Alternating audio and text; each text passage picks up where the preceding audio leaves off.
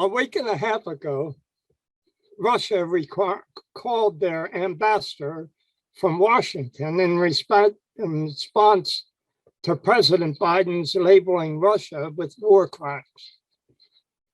When such a move is made, it is considered to be a serious break in the relationship between two countries.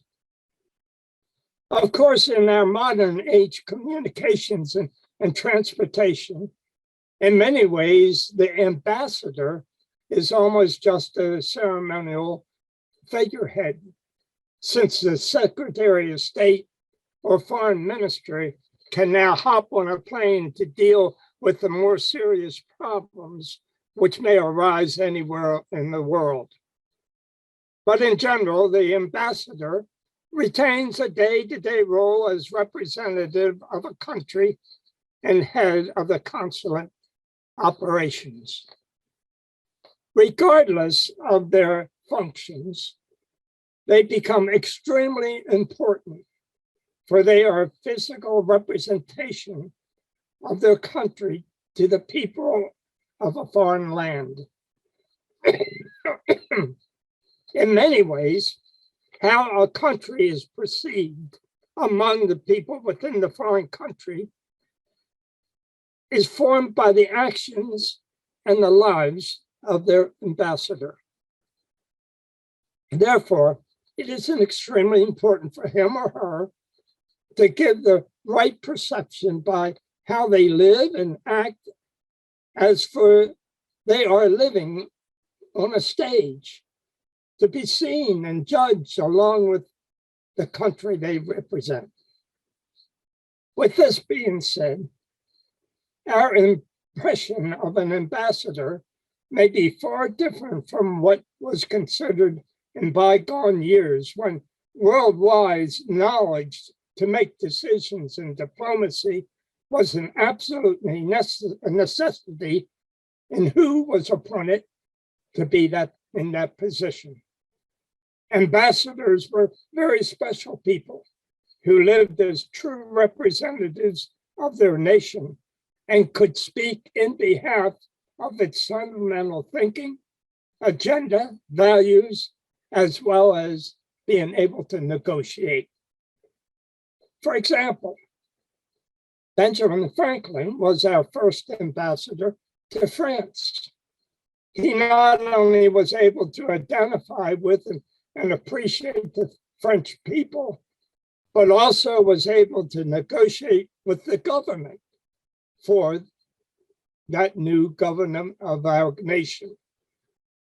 It was the respect that he earned and his power of diplomacy which obtained the French assistance, which was vital to winning the Revolutionary War. Today, that function would mainly be with the Secretary of State. It is in this light that we read Paul's words.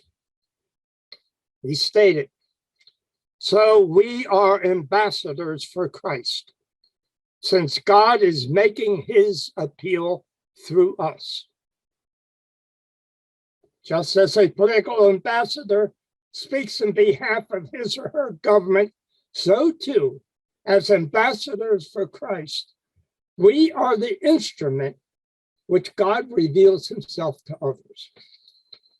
In being an ambassador for Christ, Paul states that we are to be far more than just being followers. To be a follower means that we may mindlessly follow behind someone or some movement without thinking beyond our nose. This can easily lead to falling prey to propaganda, which then blinds our minds and lives to the truth. We then can no longer think clearly and logically, for we are now being controlled or enslaved to our blinded following. We are not only experiencing just being followers today in our own society, and the dangers to which this path leads us, but to the situation in the world today. An evil, controlled dictator has propagandized enough of his nation to bring the world to the brink of unthinkable and the reality that so many innocent people, men, women, and children, are suffering and dying from the deliberate attempts to do so by him. Tragically, mankind has not learned the lesson of history and the atrocities which happened in World War II by people just mindlessly following. We still like to take the path of mindless following without having to go through the process of careful thought patterns. It is too inviting and easy to jump on the merry-go-round of mindless followings, that emotional merry-go-round, which is very difficult then to try to jump off of. We in the mainline church today are struggling over the dwindling membership, which appears to be a dying situation for the traditional institution. There are many theories, but perhaps the church should begin to take the season of Lent seriously and begin to look within and honestly begin to evaluate what we are doing. We just may have fallen prey to mindlessly following, which takes the root of succumbing to our own egos and misguided thinking. Perhaps we have fallen prey to mindlessly being followers of the weaknesses and sins of society. I just recently ran across this very thought-provoking statement by someone I don't know, whose name is Zach Lambert. And he wrote this very insightful statement. Quote, "The vast majority of people walking away from Christianity in America are not rejecting the person and work of Jesus. They are rejecting faulty biblical interpretations that leads to bigotry, oppression, and marginalization. This rejection isn't unchristian. It is Christ-like." End of quote. I find a lot of truth in this statement and see that we are living the results of mindless, supposed followers of Jesus who have taken the easy way out and how they interpret the scriptures. I have lived through times where ministers and lay leaders turned a blind eye to the fact that everybody was a child of God and therefore brothers and sisters of equal standing within his family. I personally knew these people. They were afraid of their job or their standing. It was during the rebellious years of the 60s, it must be noted, that mainly young people saw the hypocrisy of the church and the people blindly and mindlessly saying that they followed Jesus, but in fact had bypassed his message and turned it into something else. If you follow history, this is when the exodus out of the church began and continues till the day. We are living the results of the sins of the past, while in many instances, such blind following due to manipulated interpretations of scriptures continue to be alive and well in many churches today. They are attracting those who have chosen to live totally by false emotions. This leads us back to Paul, who saw that Just to say you are a follower of Jesus could be totally misleading, for that may be just an emotional experience, a joyride, if you please. Paul saw the loopholes in the word follower. Instead, he turned to the word ambassador, which takes much more of a commitment of one's life to live up to. It means the Christian is a representative of God and one who must understand the truths of the message which he has given to Jesus. But Paul continues in being an ambassador comes tremendous responsibilities. For he states, since God is making his appeal through us. Just think of that statement. God relies upon us, you and me, to be that example of his unending love of all of his children.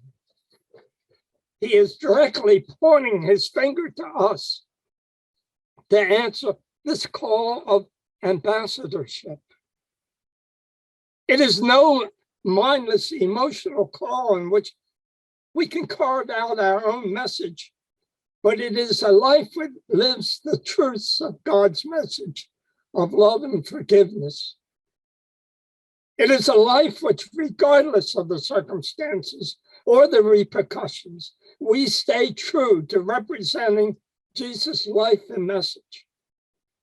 We are called to take on this tremendous responsibility. In saying this, I immediately look to the example of such people who knew what it meant to be an ambassador of Christ.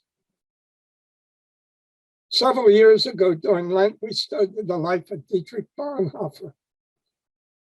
If you recall, he was a German minister during the time of the Third Reich and Hitler. Bonhoeffer never yielded to the pressure of that authoritarian state to give the allegiance of his church and of himself. He saw the evil perpetrated against the Jews and never changed the truth of the scriptures in order to justify what was happening so to please the Third Reich and his fellow man. This was not the case with the most of the churches. He saw that evil, and most of the churches followed just the opposite. And this included the Church of Rome, who turned a blind eye as to what was going on and what was happening. And then Dietrich Bonhoeffer, though, went on to join the underground resistance movement. In answering the call to be an ambassador of Christ, a personal representative of God, he would be arrested. And in the last days of the war, he was executed. You know, to be an ambassador of Jesus is no guarantee that life will be a bed of roses. There is no guarantee of that. It means that we may have to make difficult choices in our lives, which our egos and wants may not be met, but which are in the best interest of sharing this message of Jesus, sharing the life of God's love with others. This also may mean that the choices we may make are not the most popular among other people who may turn against us. Just like a country's ambassador at times must do that, make the difficult choices which may mean sacrifice. For you never know what is around the next corner and the choices that we must make. Difficult choices. And Paul concludes, we entreat you on behalf of Christ, be reconciled to God. Therefore, the first step in being God's ambassador is to be reconciled to God. This is why we are observing the Lent. We must find the need to receive the reconciliation which God continually extends to us through the resurrected Christ. Then we must welcome this reconciliation in order to joyfully become his ambassador to this troubled world. We are then given the joy of letting others see Jesus through how we represent him. That is up to us, you and me. Amen.